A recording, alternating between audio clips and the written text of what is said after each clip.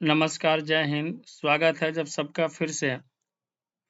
आज हम लोग शिक्षक सक्षमता परीक्षा 2024 का टेस्ट पेपर 1 देखेंगे, जिसमें मैंने अभी तक आपको जो कुछ भी पढ़ाया है उसी से संबंधित प्रश्न होंगे। ठीक है, तो ये टेस्ट नंबर 1 है। यदि आप मेरे YouTube चैनल को सब्सक्राइब नहीं किए हैं तो सबसे पहले चैनल को सब्सक्राइब कर लें, लाइक कर लें, बेल आइकन को दबा लें ताकि इससे संबंधित वीडियो आप तक सबसे पहले पहुंचे। चलिए तो हमें स्टार्ट करते हैं आज का ये टेस्ट। और सवाल नंबर 1 ये रहा आपके सामने। दिया है कि बांस से बना पुल पार कर किस राज्य के विद्यार्थी स्कूल जाते हैं। यानी वह कौन ऐसा राज्य है जिस राज्य के विद्यार्थी बांस से बने पुल को पार करके जाते थे। तो मैंने आपको पढ़ाया था कि एक ऐसा राज्य है जहां पर बारिश होती है और बारिश होने के बाद में जो है बांस से बना पुल होता है और उस पुल को पार करके एक हाथ में बच्चे किताब लेते हैं और एक हाथ में बांस को पकड़ करके विद्यालय जाते हैं। तो वह राज्य कौन सा है? असम राज्य है। यानी इसका आंसर क्या होगा? ऑप्शन नंबर ए होगा। चलिए सवाल दूसरे पे आते हैं। स्कूल पहुंचने के लिए हमें रोज नदी पार करनी होती है। नदी के पार जाती हुई मजबूत लोहे की रस्सी होती है और लकड़ी से बना झूला पुल की मदद से रस्सी पर सरकती है। तो ये कौन से राज्य की बात हो रही है? ये किस स्थान की बात हो रही है? तो इसका आंसर होगा लद्दाख। यानी जो लद्दाख के बच्चे हैं वो बच्चे विद्यालय ट्रॉली से जाते हैं। यानी कि नदी को पार करने के लिए एक मजबूत लोहे की रस्सी में लकड़ी से बना झूला बंधा होता है। ठीक है, तो इसका आंसर क्या होगा? लद्दाख। आगे बढ़ेंगे। अगला है सवाल नंबर 3 की वल्लम क्या है? एक गांव है, लकड़ी से बना छोटा नाव है, केरल का एक शहर है, कोई नहीं। तो ध्यान रखेंगे वल्लम जो है लकड़ी से बना एक छोटा नाव है और इसी वल्लम से, इसी छोटे नाव से केरल में जब बारिश होती है तो बच्चे इस नाव से ही अपने विद्यालय पहुंचते हैं। तो इसका आंसर क्या होगा? ऑप्शन बी होगा। आगे बढ़ते हैं, सवाल नंबर 4 पे आते हैं। किस राज्य के बच्चे ऊंट गाड़ी से स्कूल पहुंचते हैं? तो ये सब जानते हैं ऊंट जो होता है रेगिस्तान का जहाज कहते हैं। और रेगिस्तान कहाँ पे है? तो राजस्थान में है। अर्थात इसका आंसर क्या होगा? ऑप्शन ए होगा मेरे भाई। आगे बढ़ते हैं। सवाल नंबर 5वां है कि ऊबड़ खाबड़ पथरीले रास्ते को पार कर किस राज्य के विद्यार्थी स्कूल पहुंचते हैं? ठीक है, तो असम में, तो असम तो होगा नहीं। बिहार में तो कोई पहाड़ बहुत कम है, मतलब ना के बराबर है। आंसर क्या होगा? उत्तराखंड। उत्तराखंड राज्य के जो विद्यार्थी हो ऊबड़ खाबड़ पथरीले रास्ते को पार करके अपने विद्यालय पहुंचते हैं। आगे, निम्नलिखित में से किसके कान आसानी से दिखाई नहीं देते हैं? यानी इस विकल्प में से कौन ऐसा जानवर है जिसके कान जो होते हैं वो आसानी से दिखाई नहीं देते हैं? ऑप्शन ए में दिया है मगरमच्छ, बी में दिया है पक्षी, सी में दिया है छिपकली और डी में दिया है ये सभी। तो देखिए मगरमच्छ के भी कान हम बाहर से नहीं देख सकते हैं, पक्षी के भी कान हम बाहर से नहीं देख सकते हैं, छिपकली के भी कान हम बाहर से नहीं देख सकते हैं। अर्थात इसका आंसर क्या होगा? ऑप्शन नंबर डी होगा। ये देखिए इनके जो कान होते हैं ना, इनका जो कान होता है वह सिर में छिद्र होता है, उसी के माध्यम से ये लोग सुनते हैं। ठीक है, तो उनका जो छिद्र होता है उससे हम लोग आसानी से नहीं देख पाते हैं। यानी आंसर होगा ऑप्शन नंबर डी।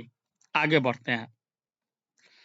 अगला है कि जानवरों की खाल की डिजाइन किसके कारण होती है? यानी जो जानवर होते हैं, जो एनिमल होते हैं, उनकी खाल की जो डिजाइन होती है वो किसके कारण होती है?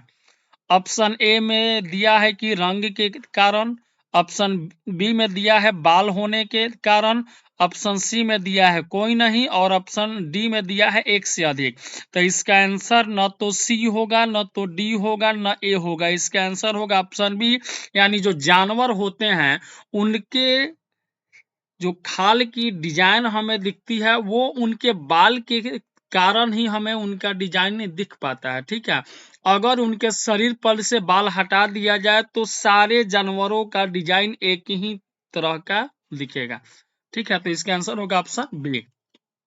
आगे बढ़ते हैं। सवाल नंबर 8वां है, बच्चे देने वाले जानवरों के बारे में कौन सा कथन सत्य है? अब आपके सामने ए बी सी डी करके 4 कथन हैं। इसमें से कौन कथन बच्चे देने वाले जानवरों के बारे में सत्य है? तो ऑप्शन ए में दिया है उनके शरीर पर बाल होते हैं। ऑप्शन बी में दिया है उनके कान बाहर से दिखाई देते हैं। ऑप्शन सी में दिया है कि चमगादड़ अंडा देता है। और ऑप्शन डी है कि ए और बी दोनों सही हैं।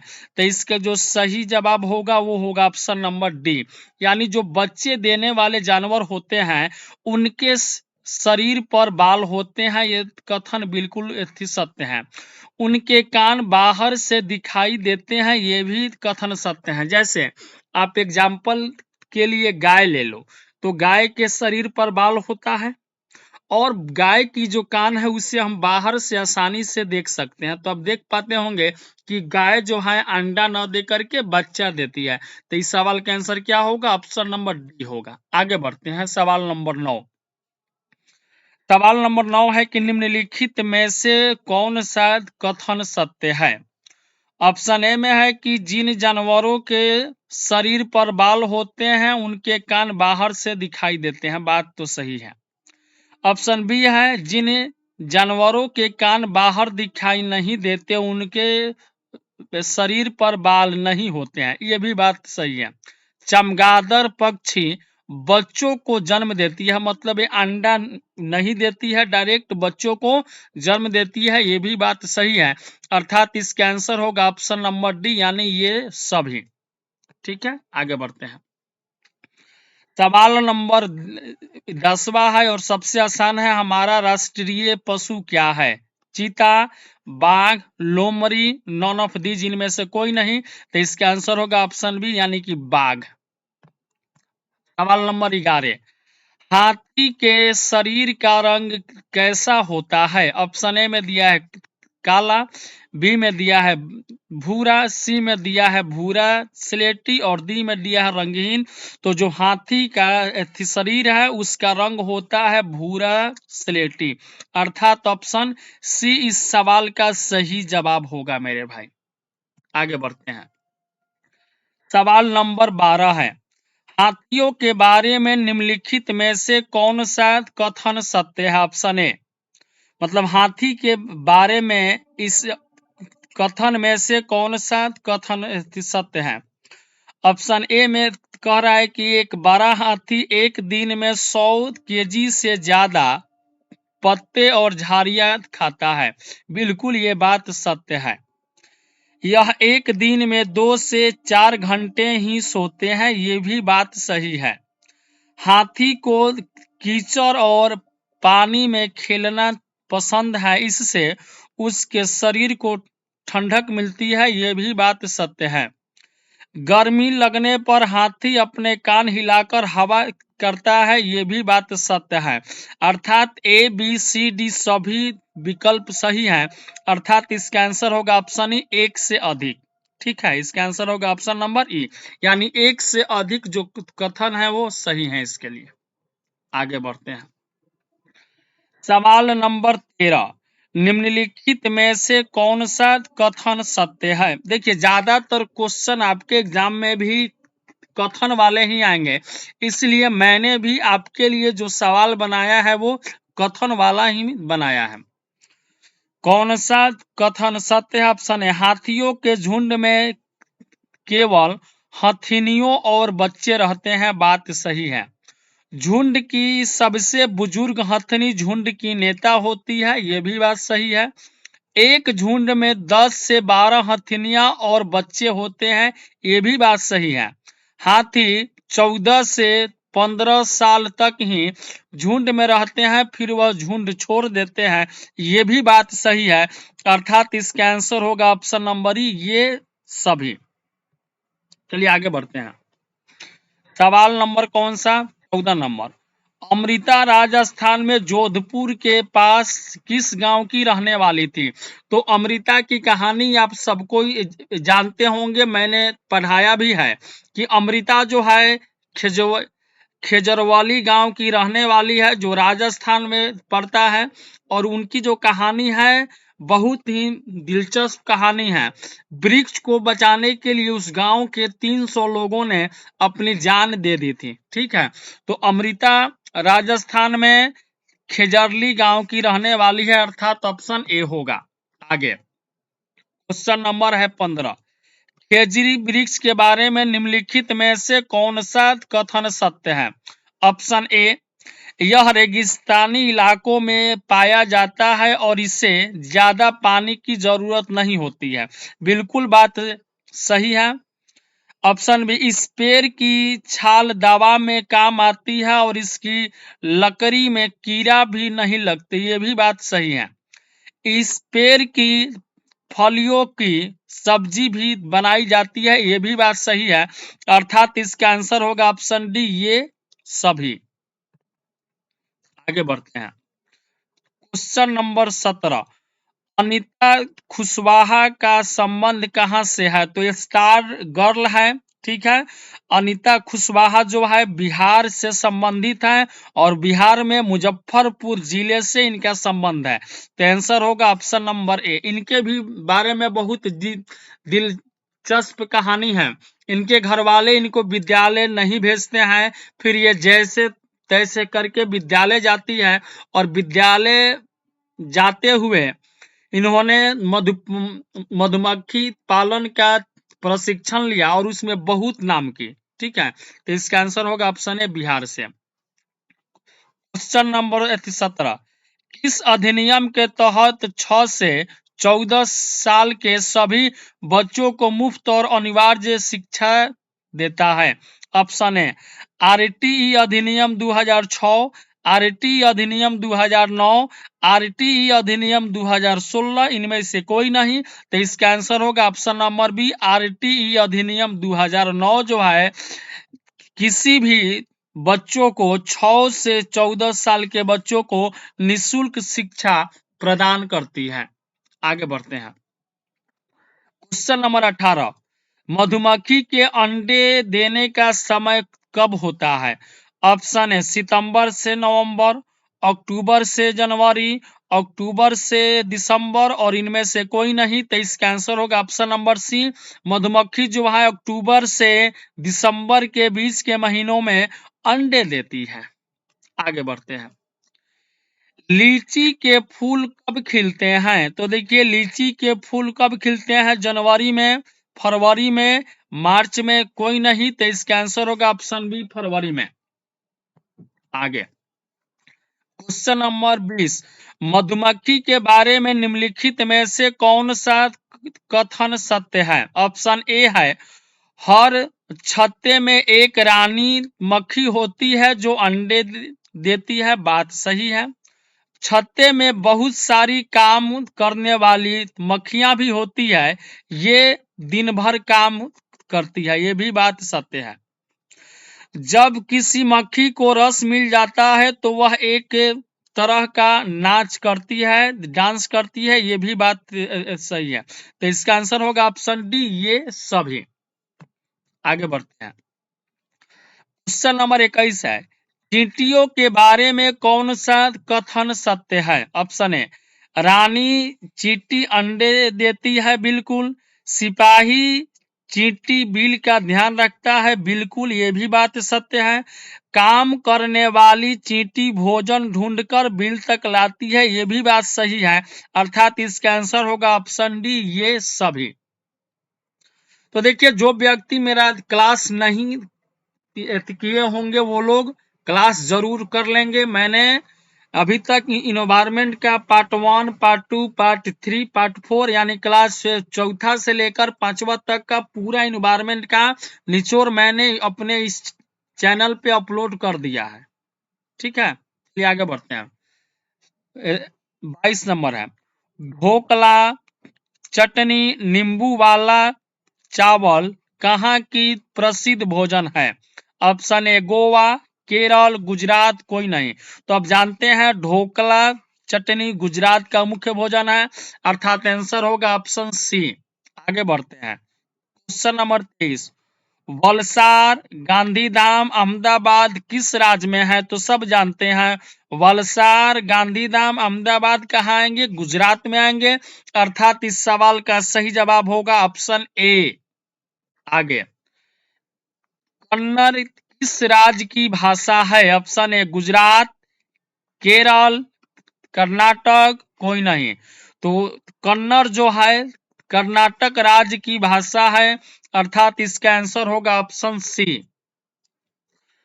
गुजराती किस राज्य की भाषा है? गोवा, महाराष्ट्र, गुजरात, कर्नाटक। तो गुजराती कहाँ का होगा? गुजरात का, अर्थात ऑप्शन सी। आगे, क्वेश्चन नंबर कौन सा 26 है, कर्णम मल्लेश्वरी के बारे में कौन सा कथन सही है? तो सब जानते हैं इनके बारे में। ऑप्शन ए, यह एक वेट लिफ्टर है, बिल्कुल बात सत्य है। यह आंध्र प्रदेश की रहने वाली है, एक बार में 130 केजी तक वजन उठा लेती हैं, ये भी बात सही है। भारत से बाहर 29 मेडल जीते हैं, बिल्कुल सही है, अर्थात इसका आंसर होगा ऑप्शन नंबर डी। सवाल नंबर 27 पे, तीन बहनें ज्वाला, लीला और हीरा का संबंध किस खेल से है? ऑप्शन ए में दिया है फुटबॉल, कबड्डी, पर्वतरोही, कोई नहीं। तो इसका आंसर होगा ज्वाला, लीला और हीरा का जो संबंध है वो कबड्डी से है। आगे बढ़ते हैं, सवाल नंबर 29 पे आएंगे, मधुबनी पेंटिंग के बारे में कौन सा कथन गलत है? इस बार हमको गलत निकालना है मधुबनी पेंटिंग के बारे में। तो ऑप्शन है, यह चित्रकला बहुत पुरानी है, बात सही है। इन्हें बनाने के लिए नील, हल्दी, फूल, पेड़ के रंग आदि इस्तेमाल होते हैं, ये भी बात सत्य है। इस चित्र में इंसान, जानवर, पेड़, फूल, मछली, कई जीव बनाए जाते हैं, ये भी बात सत्य है। इसका संबंध झारखंड से है, ये बात गलत है। मधुबनी पेंटिंग का जो संबंध है वो मेरे भाई बिहार से है, ठीक है। तो अगर यहाँ पर बिहार होता तो ये भी सही होता, गलत निकालना था। आंसर कौन सा होगा? ऑप्शन नंबर डी होगा। सवाल नंबर आते हैं 30 पे, केले के फूल की किस राज्य की भोजन है? तो केला का जो फूल होता है यह किस राज्य का भोजन है? ऑप्शन ए में दिया है केरल का, महाराष्ट्र का, सी में यूपी का, डी में बिहार का। तो ध्यान रखेंगे केले की फूल की जो सब्जी है वह केरल वालों की अच्छी भोजन है। वो लोग मतलब वहां के लोग इसका सब्जी बहुत ज्यादा और अच्छा चाव से खाते हैं। आगे बढ़ते हैं, 31 नंबर, किस फूल से रंग बनाए जाते हैं? गुलदावरी, गुलदावरी होना चाहिए, गुलदावरी, जिनिया, गुलाब, और ऑप्शन डी है ए और बी दोनों। तो देखिए, फूल से रंग बनाए जाते हैं वो है गुलदावरी के फूल और जिनिया के फूल, इन दोनों फूलों से रंग बनाए जाते हैं, अर्थात इसका आंसर क्या होगा? ऑप्शन नंबर डी होगा। आगे, सवाल नंबर 32, उत्तर प्रदेश का कौन सा जिला इत्र के लिए मशहूर है? इत्र समझते हैं ना, इत्र वही होता है जिससे अच्छी सुगंध निकलती है, वही इत्र है, ठीक है। तो उत्तर प्रदेश का कौन सा जिला है जो इत्र के लिए मशहूर है? ऑप्शन ए में दिया है कन्नौज, फूलपुर, गाजियाबाद, इनमें से कोई नहीं। तो इसका आंसर होगा ऑप्शन ए कन्नौज। आगे बढ़ते हैं, कोझिकोड कहाँ है? एक स्थान का नाम है जी कोझिकोड, यह कहाँ है? ऑप्शन ए है केरल में, गुजरात में, बिहार में, महाराष्ट्र में। तो इसका आंसर होगा ऑप्शन ए यानी कि केरल में। आगे बढ़ते हैं, मडगांव कहाँ है? मडगांव गुजरात में है, गोवा में है, केरल में है, कश्मीर में है। तो मडगांव जो है सो मेरे भाई गोवा में है, अर्थात इसका आंसर होगा ऑप्शन बी। आगे, कोंकणी कहाँ बोली जाती है? महाराष्ट्र में, गुजरात में, कर्नाटक में कि गोवा में? तो कोंकणी जो भाषा है वो गोवा में बोली जाती है, अर्थात इसका आंसर होगा ऑप्शन नंबर डी। आगे, मराठी कहाँ बोली जाती है? तो म से मराठी, म से महाराष्ट्र, आंसर क्या हो जाएगा? ऑप्शन बी हो जाएगा। आगे, खैरी क्या है? केरल का एक गांव है, केरल का एक शहर है, बड़ी सी नाव है, कोई नहीं। तो जो फेरी है, फेरी को केरल में स्थानीय भाषा फेरी है, जिसका अर्थ होता है बड़ी सी नाव। आगे बढ़ते हैं। लड़कियों की शादी की उम्र क्या है? 12 साल, 15 साल, 16 साल, 18 साल। तो आंसर होगा ऑप्शन डी, 18 साल। लड़के की शादी की उम्र क्या है? 20 साल, 22 साल, 24 साल, 21 साल। तो आंसर होगा ऑप्शन डी, 21 साल। आगे, कर्णम मल्लेश्वरी ने भारत से बाहर कितने मेडल जीते? 21, 29, 28 की 26? तो इसका आंसर होगा option B, 29 medal Karnam Malleswari ने भारत से बाहर जीते हैं। आगे, फूलों की घाटी कहाँ है? तो देखिए, फूलों की घाटी हम लोग कहते हैं किसको? चमोली को। और ये कहाँ है? तो उत्तराखंड में है, अर्थात आंसर ए हो जाएगा, उत्तराखंड। मधुबनी पेंटिंग का संबंध किस राज्य से है? तो मधुबनी पेंटिंग अभी मैंने बताया बिहार से, ऑप्शन ए हो जाएगा। कचनार के फूलों की सब्जी कहाँ बनाई जाती है? मध्य प्रदेश में, उत्तर प्रदेश में, जम्मू कश्मीर में, बिहार में? तो ध्यान रखेंगे, कचनार के फूलों की सब्जी यूपी में बनाई जाती है, ऑप्शन बी हो जाएगा। अगला है, सहजन के फूलों के पकौड़े किस राज्य के लोग खाना पसंद करते हैं? मध्य प्रदेश, उत्तर प्रदेश, महाराष्ट्र की बिहार? तो ध्यान रखेंगे ऑप्शन सी हो जाएगा, महाराष्ट्र के लोग सहजन के फूलों के पकौड़ी खाना पसंद करते हैं। 45 नंबर, सर्दी से त्वचा नहीं फटे, इससे बचाव के लिए किस नुस्खा का इस्तेमाल करते हैं? नुस्खा का इस्तेमाल करते हैं कि हमारी सर्दी में त्वचा न फटे।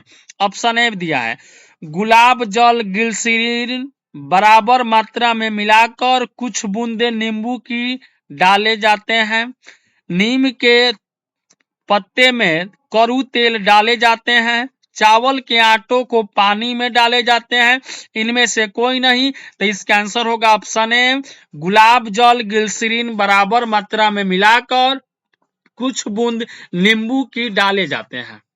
आगे बढ़ते हैं।